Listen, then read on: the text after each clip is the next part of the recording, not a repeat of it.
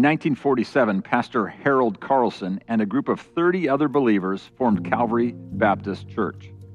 This group trusted that God had called them to reach their neighborhood with the life-changing truth of Jesus. They loved God and they genuinely loved people and spent those early years walking the streets and building relationships. They believed that God was moving and prayed that He would use them to accomplish His purpose, relationships. That group never could have imagined the impact that their simple choice to trust God would have. My name is Kurt Brown, and my family moved up here from southern Minnesota in 1965. So that'd be 57, coming up on 58 years at Calvary. My name is Mary Jo Schwab, and I've attended Calvary and became a member in 1961. Well, in 1972, our family moved from the western part of Minneapolis to Shoreview. And one of the first things we wanted to do was find a local church. I'm Matt McClay. I started coming to Calvary when I was just born. My mom grew up here, so I started coming to Calvary in 1986. And I'm Amy McClay, and I started coming to Calvary when I was 1, so 1991. Even from our early days, Calvary has placed a high value on children and youth. One of the very first events that Calvary held 75 years ago was a daily vacation Bible school, where neighborhood kids were invited to come and hear about this God who loved them. I remember skipping out of Sunday school in junior high. It was during the construction of the education wing between the two worship centers now, and there were no lights downstairs except the emergency lights. But in those days, we had a Sunday school superintendent whose job it was to go room to room to take attendance. And I'm pretty sure he recognized the three of us were missing and the three of us should have been there.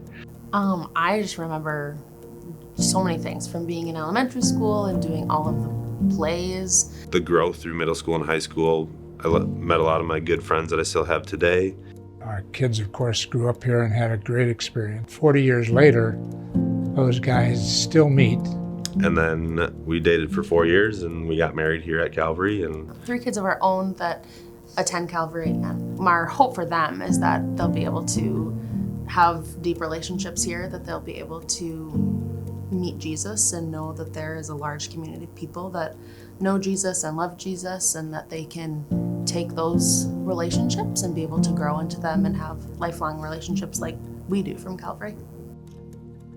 Calvary quickly outgrew the chapel at Bethel Seminary, and in 1953, we moved a few miles north to our current location on Lexington Avenue. In 2005, Calvary merged with Christ Community Church up in White Bear Lake.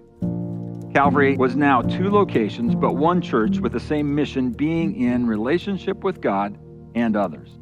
But I suppose at the top of my list would be involvement in the process and merger with Christ Community Church. It was a great season of growth at Calvary.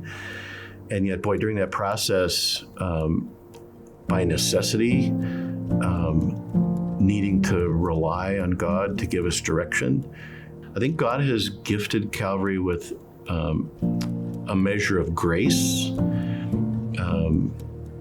that has protected us from a lot of the crises and divisions that take place in a lot of churches. The story of Calvary Church is the confluence of lives intersecting. None meant to do life alone. Well, it was a difficult few years as Marilyn dealt with health issues, but the church was very important during those times. After our second child was born, I was diagnosed with Hodgkin's lymphoma. I just remember the people that came around us. We had a hair shaving night, and some of our peers from Calvary came to that. So just different ways that we were supported through the whole thing was pretty incredible. My husband passed away in 1982. People from our Sunday school class, I think there were 4 couples who said that they would meet with us weekly to just pray and to talk with us as a family.